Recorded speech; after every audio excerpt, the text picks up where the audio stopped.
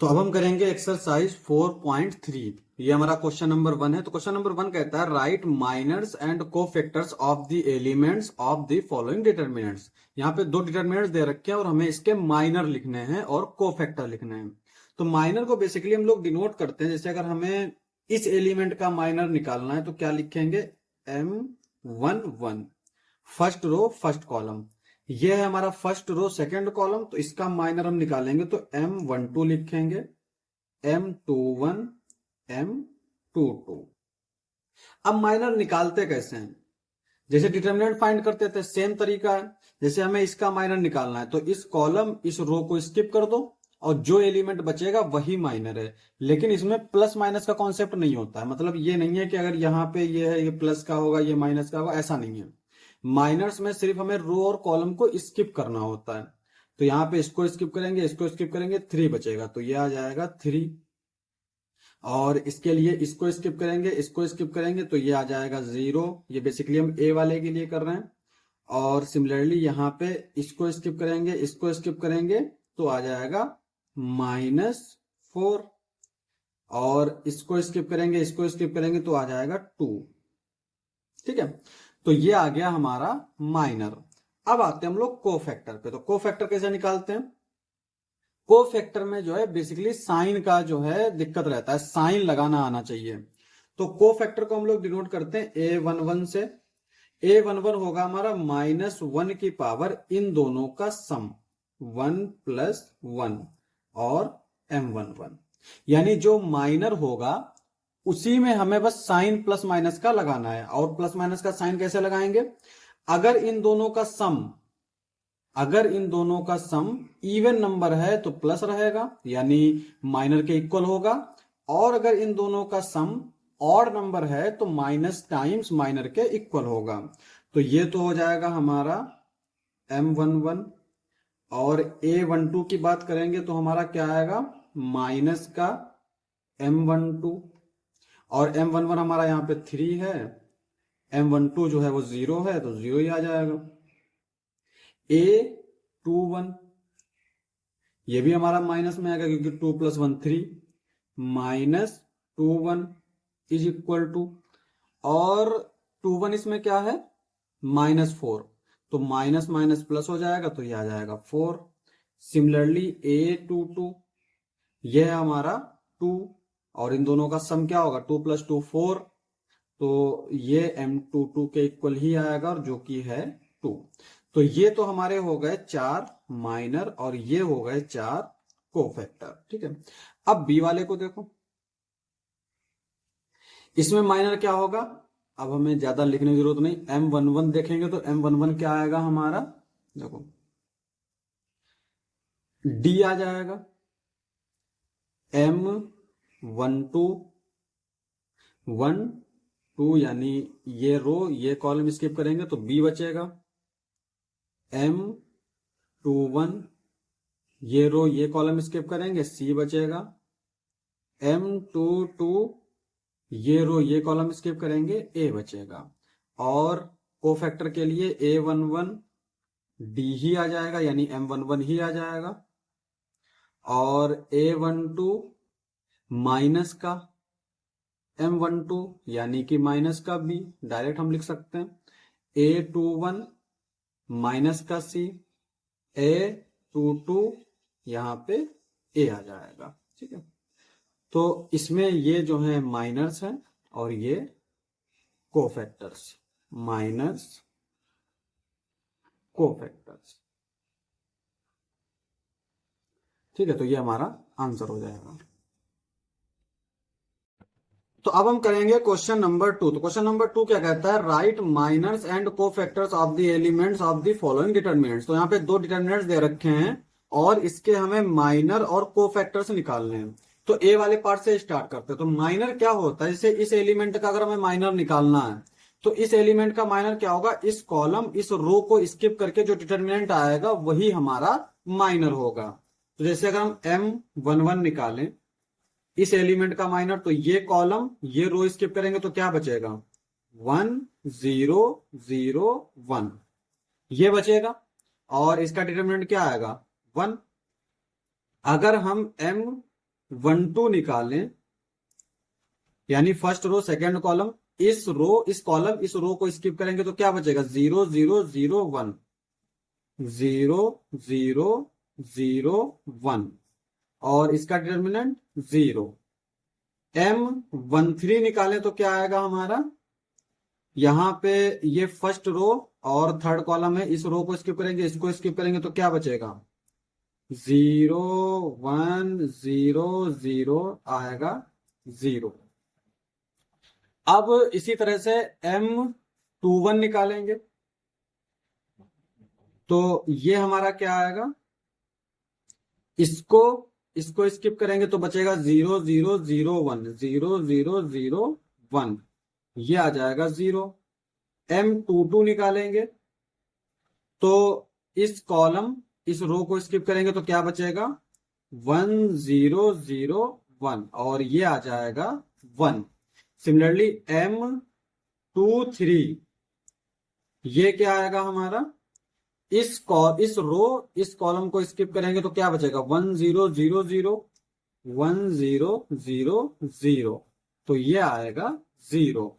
अब आया थर्ड वाला, तो यहां पे M31, ये थर्ड कॉलम और थर्ड रो फर्स्ट कॉलम, तो क्या बचेगा इसमें? 0 0 1 0, 0 0 1 0, ये आएगा 0। M32, इस कॉलम को स्किप करेंगे तो आएगा 1 0 0 0, और ये आएगा 0। M33, ये क्या आएगा हमारा? ये वाला रो और ये वाला कॉलम स्किप करेंगे तो आएगा 1 0 0 1, ये आएगा, और इसका जो है आंसर आएगा 1। तो यहां पे हमारा इस तरह से माइनर आ जाएगा। और कोफैक्टर्स में क्या होता है? कोफैक्टर जैसे A11 हमें निकालना है तो इन दोनों का सम -1 की पावर 1 + 1, M11, ये होता है हमारा कोफैक्टर। तो A11 तो हमारा आ जाएगा M11 के इक्वल, और M11 क्या है? 1। सिमिलरली A12, तो 1 + 2 साइन चेंज हो जाएगा, यानी 1 + 2 क्या होगा? 3 होगा। -1 की पावर 3 का मतलब -1, तो माइनर का सिर्फ साइन चेंज हो जाएगा। अब यहाँ पे ये आएगा माइनस का 1 2, और ये तो 0 ही है। तो A13, यहाँ पे 1 + 3 यानी 4, तो ये आ जाएगा M13, यानी 0 ही आएगा। अब हम जो है इसको नहीं लिखेंगे, डायरेक्ट इसी को लिख देंगे, नंबर्स को, ठीक है। यानी A21, ये क्या आएगा हमारा? ये 0 ही आएगा। A22, चूंकि 2 + 2 क्या होगा? 4, तो इसका मतलब M22 के इक्वल ही होगा, जो कि 1 है। और A23, ये क्या हो जाएगा? 2 3 मतलब 5, और वैसे तो ये 0 ही है, तो ये तो -0 0 ही होता है। अब इसी तरह से A31, ये क्या आएगा? 3 + 1 4, यानी M31 होगा, और वो तो 0 ही है। A32, 3 + 2 5, और ये चूंकि माइनस का 0 आएगा तो 0 माइनस का होता ही नहीं है, तो 0 ही आ जाएगा। A33, 3 + 3 6, तो ये M33 के इक्वल होगा, जो कि 1 है। तो ये इसके कोफैक्टर्स हो जाएंगे। अब हम बी वाला देख लेते हैं। तो यहां पे अगर हम M11 निकालें तो क्या आएगा हमारा? इस कॉलम इस रो को स्किप करेंगे तो बचेगा हमारा 5 -1 1 2, और ये आ जाएगा हमारा 10 + 1, यानी 11। सिमिलरली यहां पे हम क्या करेंगे? M12 निकालेंगे। M12 क्या आएगा? देखो कहां गया? इस कॉलम इस रो को स्किप करेंगे तो ये बचेगा 3 -1 0 2, और इसको अगर हम सॉल्व करेंगे 3 2 जा 6। M13 क्या आएगा?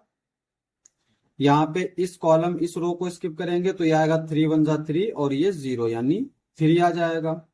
M21 क्या आएगा? इस रो इस कॉलम को स्किप करेंगे तो 2 को 0 से मल्टीप्लाई करेंगे 0 -4 यानी माइनस का 4 आ जाएगा। M2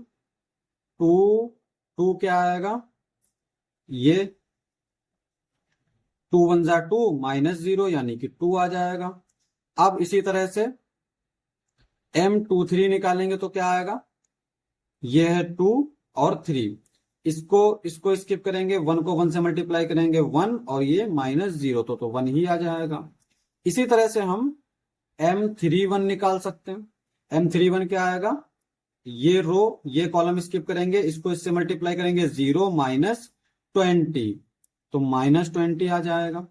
इसी तरह से M32 यानी इसको स्किप करेंगे तो -1 और 3 4 जा 12 -1 -12 यानी -13।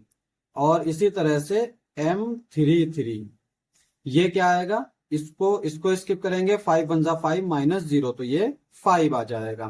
तो ये तो हो गए हमारे माइनर्स। अब हम निकालेंगे कोफैक्टर्स। तो कोफैक्टर क्या होगा, A11। यहाँ पे हम बस ऐसे करेंगे, इसमें जो M11 है उसके साइन पर ध्यान देंगे, बाकी तो हमारा सेम ही रहता है। तो यहाँ पे 1 + 1 2 और इवन नंबर है तो इक्वल आ जाएगा M11 के, ये 11 हो जाएगा। A12 देखेंगे तो क्या आएगा हमारा, चूंकि 1 + 2 3 ऑड नंबर है तो इसका साइन चेंज हो जाएगा यानी -6। A13 क्या आएगा, 1 + 3 4 है, इवन नंबर है, -1 की पावर अगर इवन हो तो 1 ही रहता है तो ये 3 आ जाएगा। इसी तरह से A21 यहाँ पे क्या आएगा हमारा, 2 + 1 यानी 3 है तो साइन चेंज हो जाएगा यानी कि 4 आ जाएगा। और 2 + 2 सॉरी A22 2 + 2 4 है तो 4 है यानी इवन पे साइन चेंज नहीं होता तो ये 2 ही आ जाएगा। सिमिलरली A23 2 3 है, 2 + 3 5 है तो साइन चेंज हो जाएगा, ये ऑड नंबर पे तो ये -1 आ जाएगा। A31 3 + 1 4 है, साइन नहीं चेंज होगा, -20 आ जाएगा। A32 3 + 2 5 ऑड नंबर है, साइन चेंज हो जाएगा, 13 आ जाएगा। A33 3 + 3 6 इवन नंबर है तो साइन चेंज नहीं होगा। तो ये हमारे माइनर्स हैं और ये हमारे कोफैक्टर्स हैं। अब हम करेंगे क्वेश्चन नंबर 3। तो क्वेश्चन नंबर 3 दे रखा है, using cofactors of elements of row of second row evaluate determinant. तो यहां पे कह रहा है इस सेकेंड रो के हमें कोफैक्टर्स का इस्तेमाल करके इसका डिटर्मिनेंट निकालना है। अच्छा, डिटर्मिनेंट होता क्या है, डिटर्मिनेंट निकालते कैसे हैं, जैसे अगर हमारा ये है, ठीक है, ये एक डिटर्मिनेंट है तो इसका हम अगर डिटर्मिनेंट फाइंड करते हैं तो कैसे करते हैं, यहाँ पे 5 लिखते हैं और इस रो को स्किप करते हैं तो जो बचता है 0 1 2 3। और फिर क्या करते हैं, यहाँ पे ये प्लस है ये माइनस होगा, -3। इस रो को स्किप करते हैं तो ये हमारा क्या बचता है, 2 1 1 3।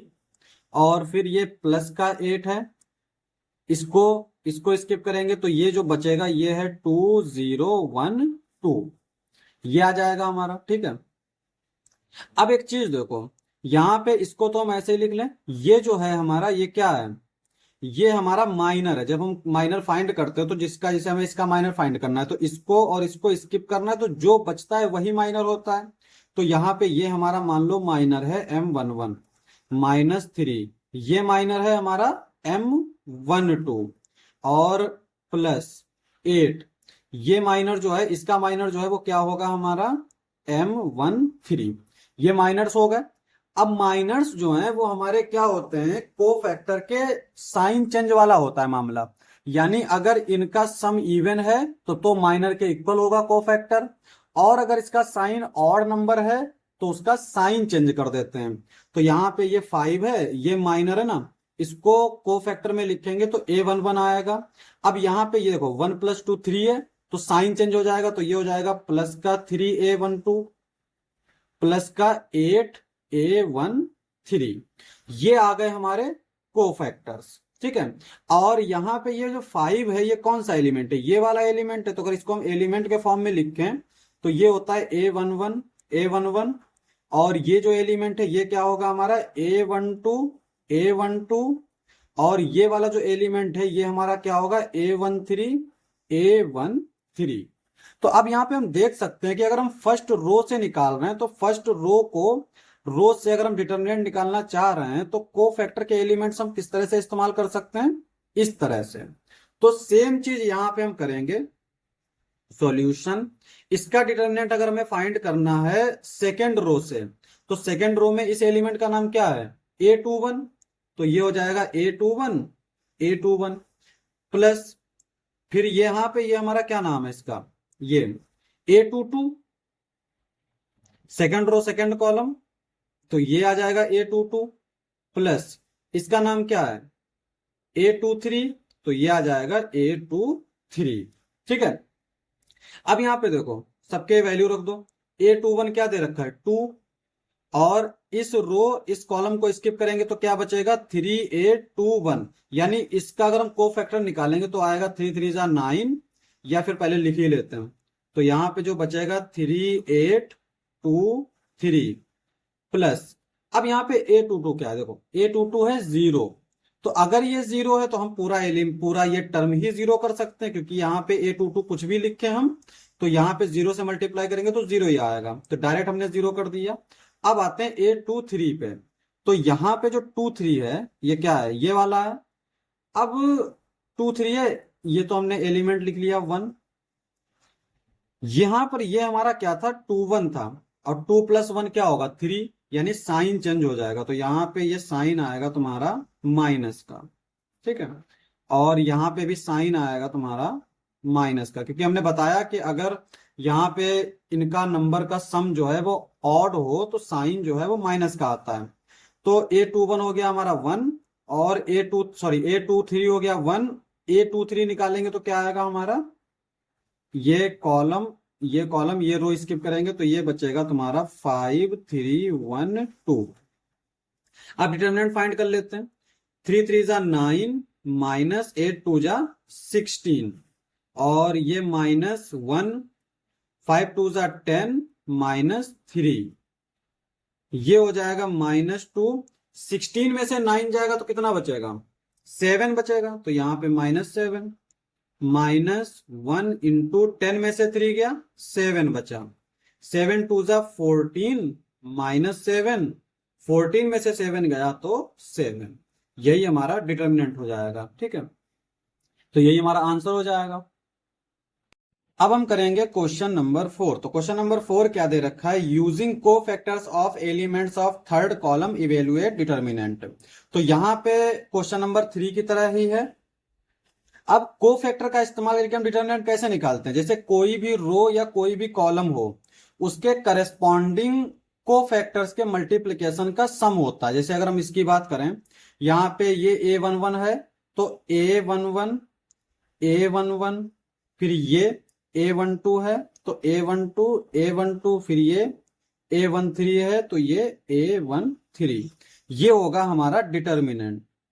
ठीक है, अब यहां पे हमसे बात कर रहा है कॉलम थर्ड की, यानी इस कॉलम के करस्पॉन्डिंग निकालना है। तो डेल्टा हमारा यानी डिटर्मिनेंट क्या आएगा, ये कौन सा एलिमेंट है A first row third column, तो ये आएगा first row third column plus ये क्या है हमारा सेकेंड रो थर्ड कॉलम 2 3, ये third row third column A33, तो ये होगा हमारा डिटर्मिनेंट। अब हमें यहाँ पे क्या फाइंड करना है, सारी वैल्यू रखनी है बस।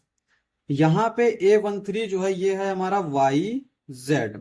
A13 क्या होगा, अब एक चीज देखो, अगर 1 + 3 यानी इनका सम अगर इवन नंबर है तब तो साइन की कोई दिक्कत नहीं है, लेकिन अगर ऑड नंबर है तो साइन चेंज हो जाएगा। तो यहाँ पे A13 है तो ये तो हमारा इवन होगा सम, 1 + 3 4, तो इसमें साइन की दिक्कत नहीं। इस कॉलम इस रो को स्किप करेंगे तो ये क्या बचेगा, ये वाला डिटर्मिनेंट Z इंटू 1 -Y, यानी ये आएगा Z -Y प्लस, अब यहां पे देखो 2 3 है यानी 5 हो जाएगा तो इसका साइन चेंज हो जाएगा, तो ये आएगा माइनस का A23 यानी ZX। इस रो इस कॉलम को स्किप करेंगे तो Z -X। ठीक है, अब इसके बाद आता है A33 यानी साइन प्लस का ही रहेगा, 33 क्या है XY। और इस रो इस कॉलम को स्किप करेंगे तो y माइनस एक्स, ये आ जाएगा। अब क्या करना है, इसको थोड़ा हमें सिंप्लीफाई करना है, तो हम क्या करेंगे, इसको अंदर मल्टीप्लाई कर देंगे इन सबको। तो यहां पे इसको जब अंदर मल्टीप्लाई करेंगे तो ये हो जाएगा Y Z square minus Y square Z, इसको अंदर मल्टीप्लाई करेंगे माइनस का जेड स्क्वायर एक्स प्लस का जेड एक्स स्क्वायर, यहां पे इसको जब मल्टीप्लाई करेंगे तो ये हो जाएगा X Y square minus X square Y. अब क्या करते हैं हम लोग, इन दो टर्म को एक साथ लिख लेते हैं, Y Z square minus Z square X, इन दो टर्म को एक साथ लिख लेते हैं। वैसे आंसर हमारा यहां पे भी सही होता है, क्योंकि अगर प्रूफ करने बोले कि ये हमें प्रूफ करना है तब तो अलग चीज है, लेकिन हम ऐसे भी आंसर कर सकते हैं। तो बहरहाल हम लोग सिंप्लीफाई थोड़ा कर लेते हैं, minus Y square Z plus Z X square, और इसको इन दोनों को तो साथ लिखा ही है, X Y square minus X square Y. अब यहां पे हम क्या कॉमन ले सकते हैं, चूंकि x माइनस वाई बनाना है तो हम माइनस जेड स्क्वायर कॉमन लेंगे, तो ये हो जाएगा x माइनस वाई। यहां से हम क्या करेंगे, माइनस का z कॉमन लेंगे तो ये हो जाएगा, सॉरी प्लस का ही z कॉमन लेंगे, X square minus Y square हो जाएगा। यहां से हम x वाई और वो भी माइनस का, माइनस एक्स वाई कॉमन लेंगे तो ये x माइनस वाई बचेगा। अब यहां पे minus Z square X minus Y plus Z, ये x प्लस वाई और x माइनस वाई हो जाएगा, minus X Y X minus Y. अब पूरे इक्वेशन से x माइनस वाई कॉमन ले लेंगे तो ये बचेगा हमारा माइनस जेड स्क्वायर प्लस, इसको अंदर मल्टीप्लाई कर लेते हैं, Z X plus Z Y, और यहां पे बचेगा एक्स वाई। ठीक है, तो ये आ गया x माइनस वाई। अब यहां पे इसमें हम लोग क्या कर सकते हैं, देखो यहां से अगर हम देखें तो यहां से हमारा z कॉमन मिल जाएगा, तो ये बचेगा हमारा x माइनस जेड, और यहां से हमारा माइनस वाई कॉमन मिल जाएगा, तो यहां पे भी x माइनस जेड बचेगा, और फिर x माइनस जेड को कॉमन ले लेंगे तो ये x माइनस जेड कॉमन ले लेंगे तो क्या बचेगा हमारा, x माइनस जेड कॉमन ले लेंगे तो y माइनस जेड बचेगा, तो ये आ जाएगा y माइनस जेड। और इसी को हम लोग लिख सकते हैं x minus Y, Y minus Z, Z minus X. यहां पे ये जो है z प्लस का रहेगा, x माइनस का रहेगा। उसका रीजन ये है कि यहाँ पे माइनस z कॉमन ले रहे हैं। ठीक है, यहाँ पे जब माइनस z कॉमन लेंगे तो ये माइनस का हो जाएगा, यहां से z कॉमन लेंगे तो ये माइनस का हो जाएगा, तो z माइनस एक्स आएगा, तो यही हमारा आंसर हो जाएगा। अब हम करेंगे क्वेश्चन नंबर 5। तो क्वेश्चन नंबर 5 हमारा एक ऑब्जेक्टिव टाइप क्वेश्चन है।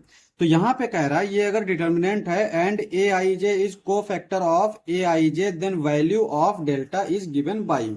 अब एक चीज देखो, हमारा को फैक्टर की फॉर्म में जो डिटर्मिनेंट होता है वो हम लोग कैसे लिखते हैं, यहां पे A11 तो साथ में जो है वो कैपिटल A11 होगा, अगर हम इस रो के करस्पॉन्डिंग देख रहे हैं, प्लस A12 तो साथ में A12 होगा, प्लस A13 तो साथ में A13 होगा। यानी कोई भी रो लें या कोई भी कॉलम लें, ये वाली वैल्यू जो है वो इक्वल होगी, यानी सेम होगी बिल्कुल। ठीक है, तो अब यहां पे देखो, इसमें ये और ये सेम नहीं है, इसका मतलब ये नहीं हो सकता, इसमें ये सेम है, ये सेम नहीं है तो ये नहीं हो सकता, इसमें देखो ये सेम नहीं है, ये भी नहीं हो सकता। अब यहां पे देखो ये सेम है, ये सेम है, ये सेम है, और ये कौन सा है, second row first column, third row first column, यानी इस कॉलम के करस्पॉन्डिंग निकाला गया है, तो इसका मतलब ये सही हो जाएगा, यही हमारा आंसर हो जाएगा।